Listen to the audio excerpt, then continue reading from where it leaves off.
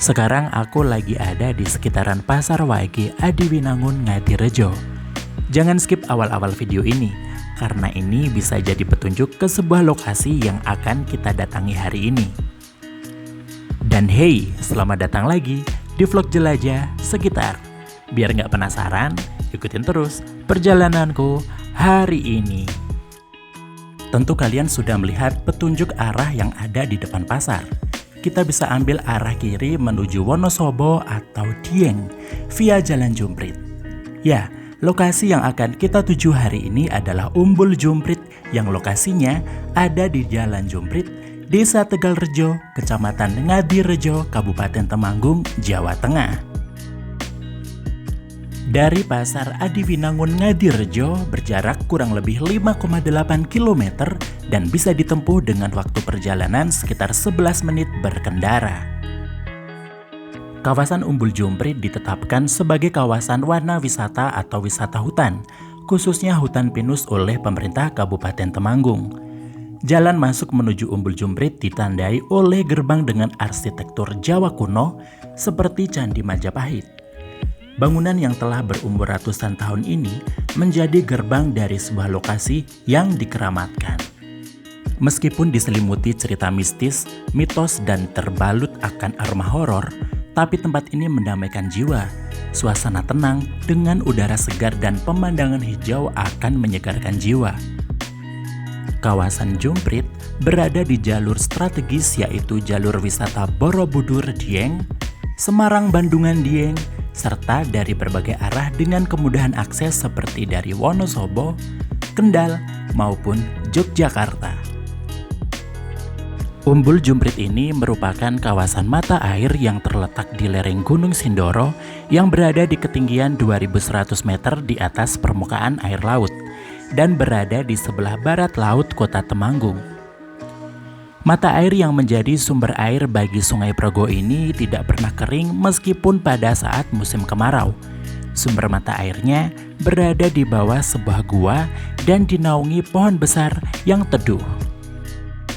Umbul Jumprit sering dikaitkan dengan legenda Ki Jumprit, yaitu seorang ahli nujum kerajaan Majapahit yang tertulis dalam Serat Centini. Lokasi ini disebut sebagai tempat petilasan Ki Jumprit, yang juga dipercaya sebagai salah satu putra Prabu Brawijaya. Ia meninggalkan keraton untuk bertapa dengan ditemani seekor monyet bernama Ki Dipo. Pada masa akhir kerajaan Majapahit dan awal kerajaan Demak, perseteruan politik antara ajaran Siwa Buddha dan agama Islam yang baru masuk dan menyebar di tanah Jawa menyebabkan sebagian penganut Siwa Buddha yang kalah dan tidak mau tunduk di bawah kekuasaan Demak, kemudian menyebar dan mencari tempat terpencil. Ki Jumprit kemudian bermeditasi di lokasi sumber mata air ini hingga akhir hayatnya dan dimakamkan di tempat ini. Ki Dipo, seekor monyet putih, terus menunggu makam tuanya. Sementara kedua pengawalnya berjalan menuju barat sebelum akhirnya kembali lagi ke makam hingga akhir hayat mereka. Populasi kera yang ada di kawasan Umbul Jumprit ini dipercaya sebagai keturunan dari Ki Dipo, yaitu monyet yang menemani Ki Jumprit bertapa dengan seekor kera betina dari Pegunungan Pleret. Jumlahnya sekitar 25-30 ekor dan dipercaya tidak pernah bertambah ataupun berkurang. Awalnya, keberadaan Umbul Jumprit hanya diketahui oleh kalangan tertentu saja, tetapi ketika awal 1980-an, jumlah pengunjung terus meningkat, terutama mereka yang ingin berziarah ke makam Ki Jumprit dan mandi kungkum atau berendam di Umbul Jumprit ini. Beberapa tokoh masyarakat meyakini bahwa Ki Jumprit adalah leluhur dari masyarakat Temanggung yang tersebar di lereng Gunung Sindoro dan Gunung Sumbing.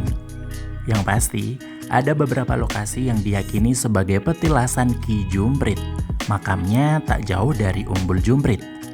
Dua lokasi inilah yang kerap dikunjungi para peziarah, terutama komunitas tertentu yang terbiasa melakukan tirakat. Mereka akan bersemedi di sekitar makam kemudian diakhiri dengan mandi kungkum atau berendam di mata airnya. Puncak keramaian biasanya terjadi di 2 hari keramat, yaitu hari Selasa Kliwon dan hari Jumat Kliwon, apalagi jika sudah lewat pukul 12 malam. Seusai kungkum atau berendam, mereka akan membuang pakaian dalam sebagai simbol membuang sial. Ritual mandi kungkum di Umbul Jumprit ini dipercaya dapat membuat seseorang menjadi awet muda, menyembuhkan penyakit, menghilangkan pengaruh ilmu hitam, dan memberi berkah. Malam 1 Suro juga sangat ramai, yang juga bersamaan dengan atraksi di Sendang Sidukun, yaitu tradisi Suran Traji dengan aneka ritual menebar jimat pengantin Lurah Traji. Dan upacara ini sudah dilakukan ratusan tahun lalu, yaitu berupa kirap lurah. Umbul Jumprit juga dijadikan sebagai tempat yang disucikan umat Buddha di Indonesia. Ketika berlangsung upacara Trisuci Waisak di Candi Borobudur, air suci atau air keberkahan selalu diambil dari Umbul Jumprit ini. Biasanya, pengambilan air suci dilakukan 3 hari sebelum perayaan Waisak. Air memiliki kedudukan penting dalam kepercayaan umat Buddha, sehingga sering dipakai dalam upacara keagamaan. Air melambangkan intisari ajaran Sang Buddha, memberikan kesejukan, mengobati kehausan spiritual, dan memupuk perkembangan spiritual. Makna pengambilan air dalam Trisuci Waisak ialah untuk membersihkan jiwa. Air selalu mengalir menuju daratan yang rendah, mempunyai makna untuk selalu bersikap rendah hati, tidak sombong, dan mawas diri di dalam kehidupan. Jumprit berasal dari penamaan kawasan sumber daya air anak Sungai Gangga di India, yang berasal dari kata Tatajuma Pritayachna. Selain itu, kawasan air di Sungai Gangga ada yang bernama Paragya, kemungkinan menjadi asal penamaan dari Sungai Progo. Sumber mata air dari Umbul Jumprit ini juga dimanfaatkan penduduk sekitar untuk keperluan sehari-hari, termasuk untuk mengairi sawah dan perkebunan.